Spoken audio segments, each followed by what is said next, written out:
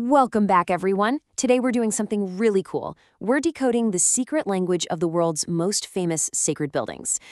Whenever we look at a towering Gothic cathedral, or a majestic mosque, or a grand synagogue, we tend to think of them as these isolated achievements, like they're monuments completely unique to the religions that built them. But what if I told you that the very stones of these buildings tell a completely different story? Today in this explainer, we are going to trace a massive hidden web of structural exchange that crossed empires and spanned centuries. Okay, let's dive into this. Did Europe's greatest cathedrals actually start in the desert? I know, it sounds like an impossible question, right? But to really understand the true origins of the buildings we know and love today, we have to completely shatter this illusion that religious architecture evolved in isolated silos. Because the truth is, these structures didn't just pop up out of nowhere. They were part of a continuous, transcontinental dialogue. It's like a giant puzzle that connects across the globe. So that brings us to part one, the shared sacred blueprint. Let's take a look at how these early architectural styles physically spread across empires. Now, there's a super common historical misconception we absolutely need to correct right up front.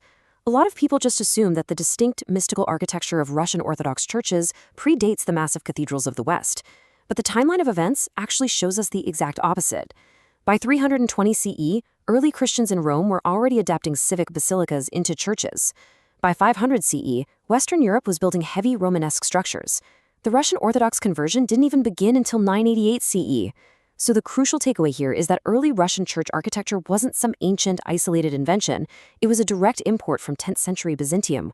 Greek master builders literally traveled all the way north to Kiev to build the very first stone monuments. But hey, you can't exactly drop a Mediterranean building into the freezing Russian winter and expect it to survive, right? And that brings us to this incredible adaptation, the chateau. Russian builders took those flat imported Byzantine domes and realized they had a major problem on their hands: snow. Lots and lots of snow. A flat Mediterranean roof doesn't last long in a blizzard. So over the centuries, they adapted. They narrowed the windows, steepened the roof lines, and eventually they evolved those flat roofs into the iconic bulbous onion domes and towering tent-shaped roofs that we instantly associate with Russia today. They took a global template and turned it into a local masterpiece.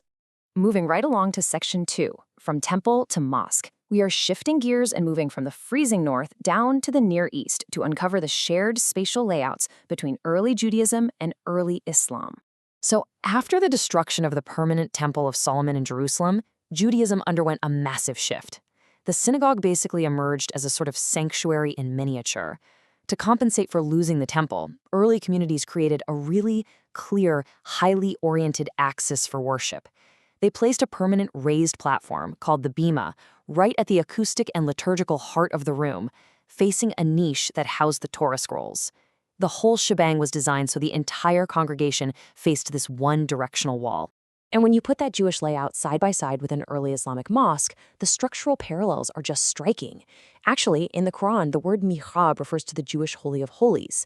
And when early Islamic architects added the first concave prayer niche, the mihrab, to the Prophet's mosque in Medina around 707 CE, it served a remarkably similar directional and acoustic function to the synagogue apse. It didn't hold an altar, it remained totally empty, serving as an acoustic device to literally bounce the imam's voice back into the prayer hall. It's a direct, undeniable spatial lineage. This connection builds even further when we look at the Islamic mimbar. That's the raised pulpit in the mosque, and it perfectly mirrors the synagogue's bema. Think about it. Both are practical acoustic platforms raised up above the congregation, and both serve as these really powerful symbols of authority and community leadership. It's literally the exact same architectural solution to the exact same human need for community assembly. All right, part 3, the Hagia Sophia exchange. Let's see what happens when these grand structural ideas collide on an imperial scale in Istanbul. Just look at the bilateral legacy of the Hagia Sophia. Built way back in 537 CE by the Byzantine Emperor Justinian, it was an absolute engineering marvel. When Sultan Mehmed II conquered Constantinople in 1453, he didn't tear it down. No way.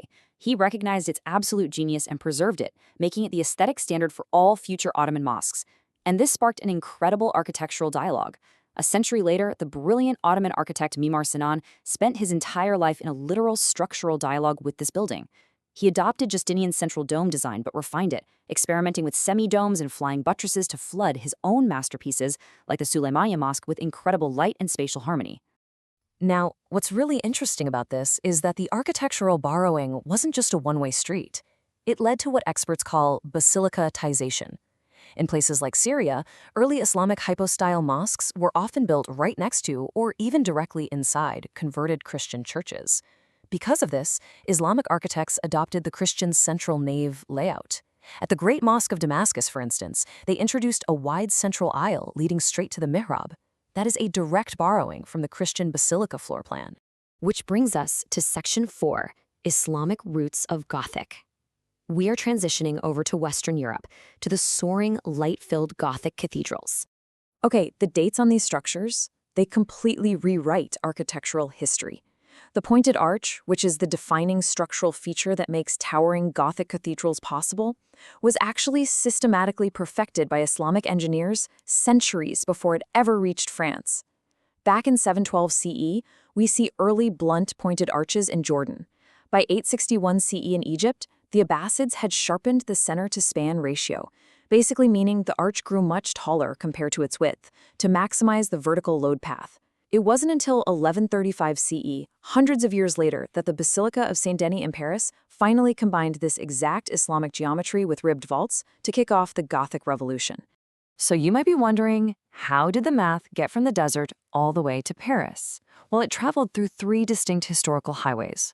First, Amalfitine merchants traded in Egypt and brought the arch back to Italy. Second, Muslim stonemasons in Córdoba, Spain, perfected ribbed vaulting, which then traveled over the Pyrenees with pilgrims.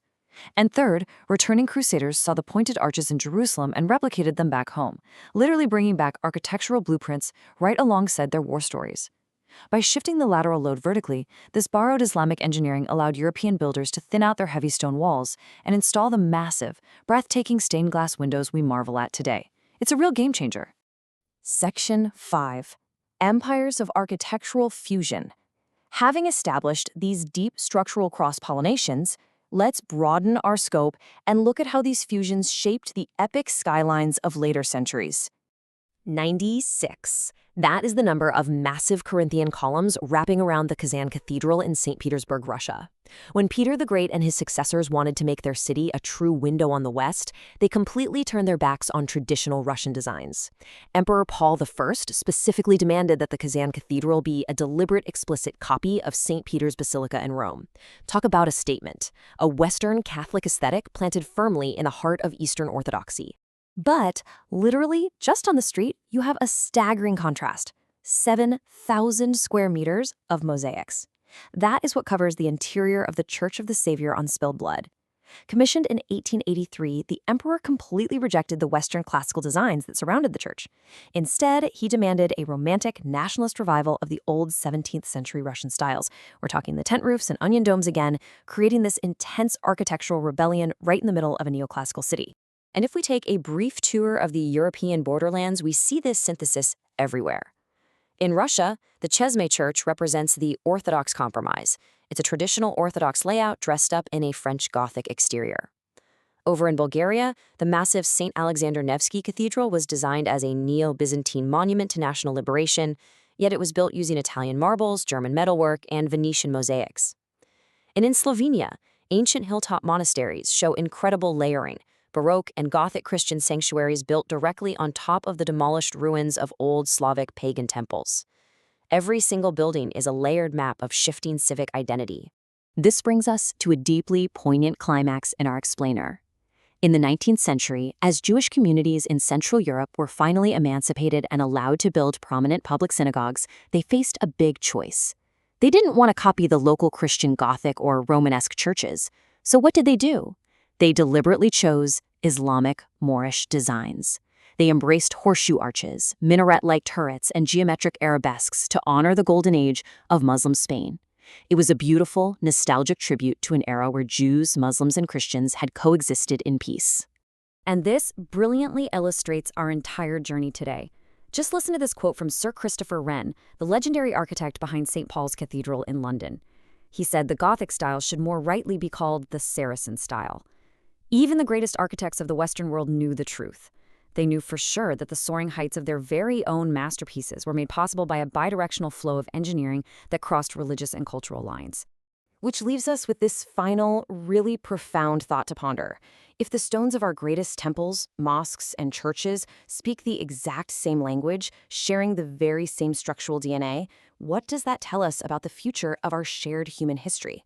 Next time you walk past a place of worship in your own city, I want you to look closer. Really look at the arches, the domes, the layout. You aren't just looking at the history of one faith, you are looking at the combined collaborative genius of humanity.